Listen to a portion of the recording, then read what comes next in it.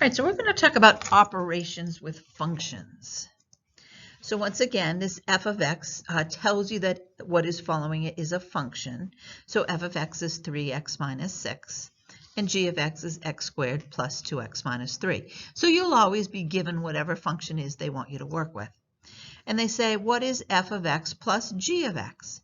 Well, you very simply are going to take the f of x function, which is 3x minus 6, and the g of x function, which is x squared plus 2x minus 3, and add those two together. So you're going to combine your like terms, 3x plus 2x to give you the 5x, the x squared is all alone, and the minus 6 minus 3 to give you minus 9.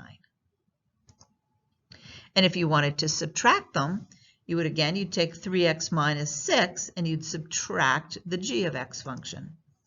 So you'd get 3x minus 6 minus the entire function. And remember to put this in parentheses because you then have to distribute that negative sign. So if you do that and then combine all your like terms, you'll get negative x squared plus x minus 3. So this function notation just tells you to take whatever function they're talking about, whether it's f of x or g of x, and do what it tells you to do. Here it's telling you to add, here it's telling you to subtract. All right, so given these two functions, you could also say, take the f function, multiply it by 3, take the g function, multiply it by 2, and then add those two functions together. So you're going to take the f function, multiply it by 3, the g function, multiply it by 2, distribute, and combine all your like terms.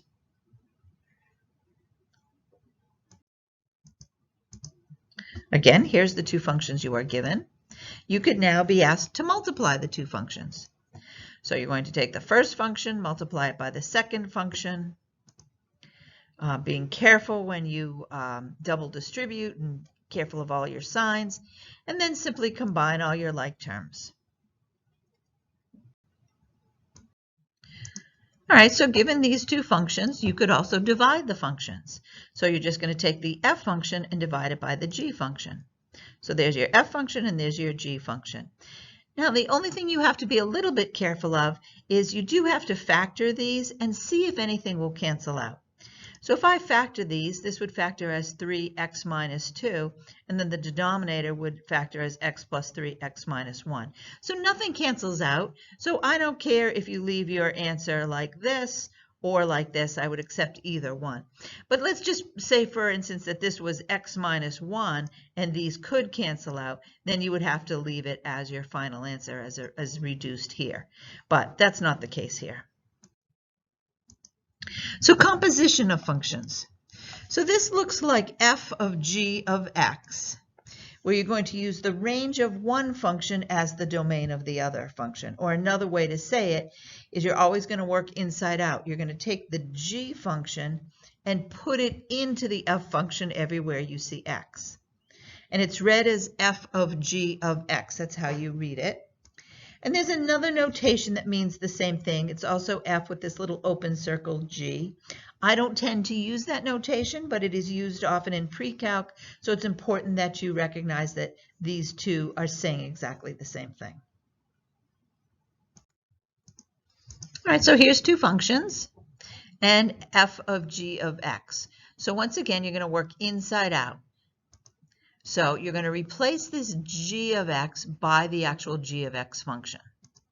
So if I do that, it would look like f of x squared plus 3, because that's the g of x function.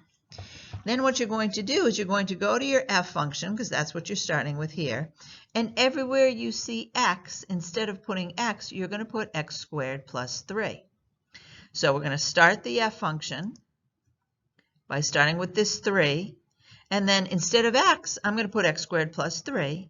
And then I'm going to finish the function by saying minus 6.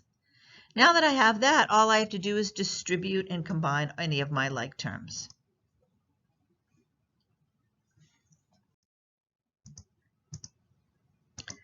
Now you could also do the reverse. You could say g of f of x. So this now means take the f function and go to your g function, and everywhere you see x, instead of putting x, you're going to put the f function.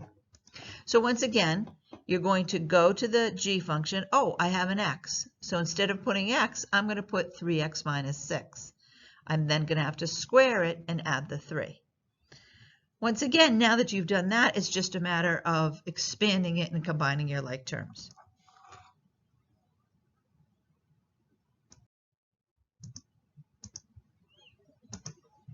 So here's another function, and it says g of f of 3.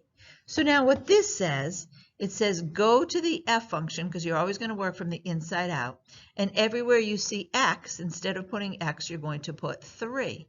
So now you're going to get a number out of that, and then once you get that number, you'll put that number into your g function. So f of 3, well, if I put 3 in for x, I get 2 times 3 plus 5, so this will be 11. So I know f of 3 is 11, so now I can put that in here, and I want g of 11, which means I'm now going to go to my g function, and everywhere I see x, instead of putting x, I'm going to put 11. And then you simplify. So